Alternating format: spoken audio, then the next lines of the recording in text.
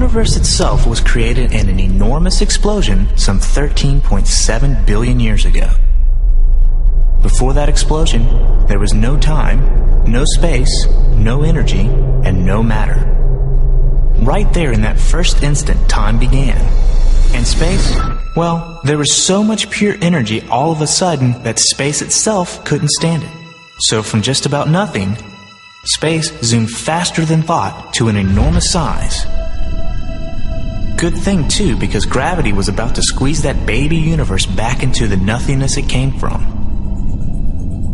That first zoom happened a whole lot faster than the speed of light and is called inflation. Since then, the universe has expanded at more of a pedestrian speed of light. At the incredible temperatures and energies of that first instant, nothing, not even matter, was stable. And as quick as it could form, it turned back into pure energy. But as the universe expanded, it cooled. And gradually the basic pieces of normal matter were formed from that incredible energy. Quarks were the first particles to form. Today, quarks only exist in tightly bound groups. But back then, space was so small and quarks were squeezed so close together that they were not bound to other specific quarks. The colors of these quarks just represent a property that attracts them to one another. There are two kinds of quarks in normal matter. Physicists call them flavors of quarks. There's the up quark and the down quark.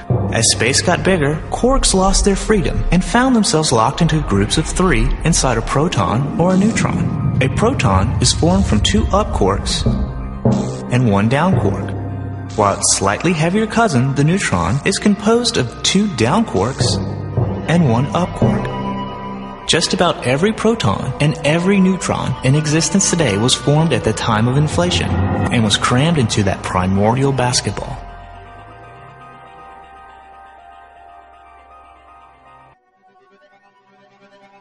At this point, every neutron was in a desperate race for its life. Since neutrons can only exist for about 20 minutes on their own, every neutron either decayed or got together with a proton to form a kind of hydrogen. Or two neutrons got together with two protons to form the nucleus of helium. All of this happened within the very first minute of existence of the baby universe.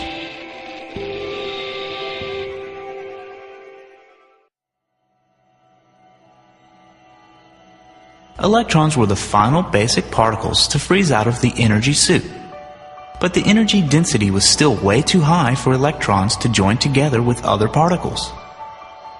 And the early universe remained a glowing, cloudy plasma.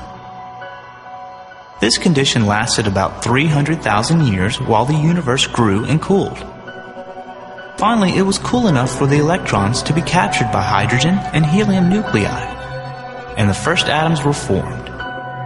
Suddenly, light could race through the universe without bumping into charged particles, and the universe became transparent and dark, filled mostly with clouds of hydrogen and helium gas.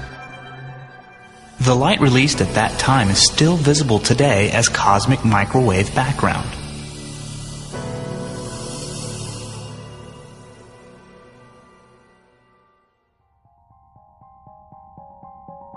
So how did an almost perfectly dark and smooth universe become littered with stars?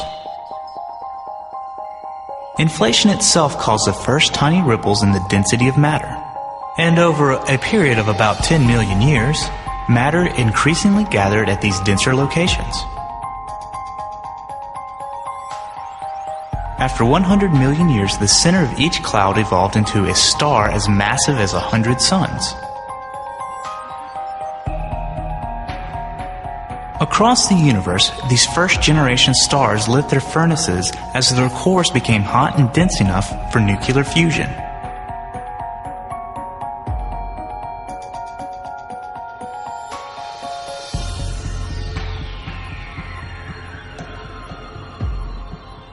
The universe emerged from the Dark Ages. Because of their huge sizes, these first stars burned with a frenzy, and converted their supplies of hydrogen and helium fuel into the first heavy elements. Essentially, all the atoms in the universe heavier than helium were born in the hearts of stars. In a short 3 million years, the fuel was spent, and these first stars collapsed and exploded into supernovas, spewing their newborn heavy elements out into the universe. This new composition of heavier elements made it a lot easier for gravity to squeeze these clouds of matter into new generations of stars.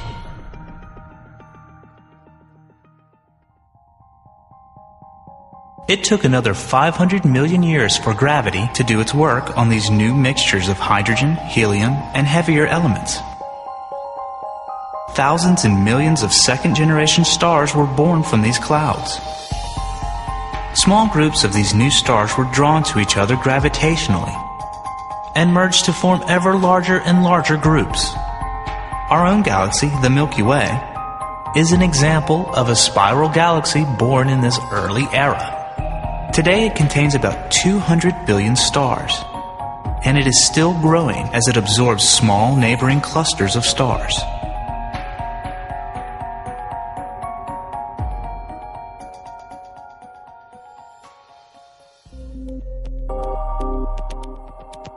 The center of our galaxy is a raging dynamo of tremendous power, and it's natural to wonder what could provide such awesome energies. Black holes. When a large star is nearing the end of its life, it can collapse under the pressure of its own gravity and become a black hole.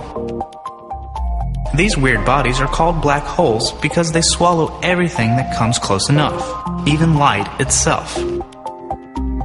The process, though, is anything but dark and serene.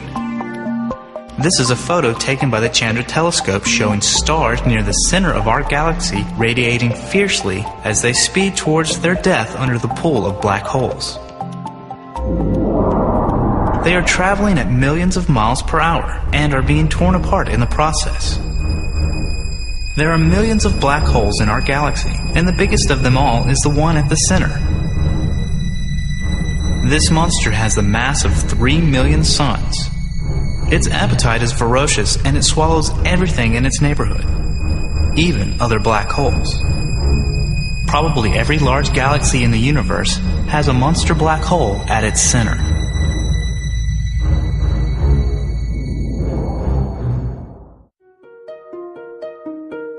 Until recently, we thought that galaxies were the largest structures in the universe, and that they were pretty evenly distributed. But now we recognize that galaxies join together to form clusters, superclusters, walls, and filament shapes.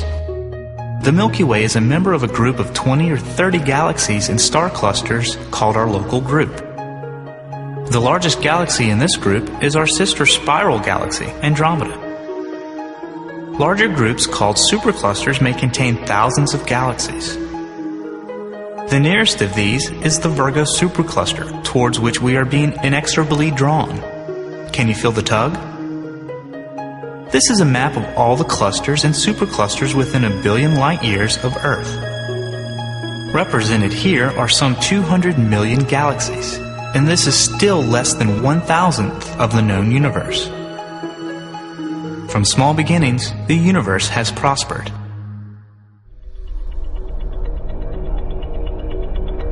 4.6 billion years ago, our solar system started to form about 2/3 of the way out on one of the spiral arms of the Milky Way.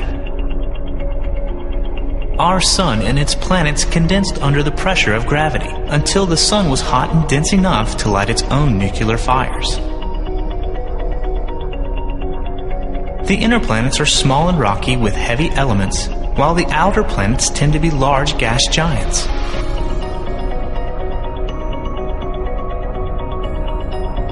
Our sun is an average-sized star, but it dwarfs the planets. Earth is the tiny planet third from the left. While it would take light itself over 6 hours to travel from the sun to Pluto, let's take a quick tour of our solar system.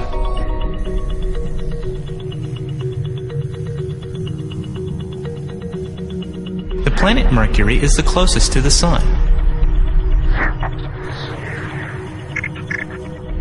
followed next by our sister planet, Venus. Our own Earth is third.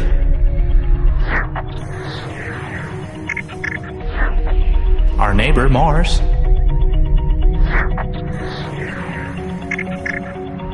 Jupiter is the first and largest of the gas giants,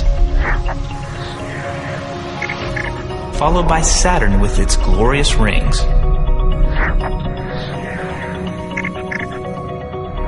Uranus rolls on its side. Neptune is a blue world.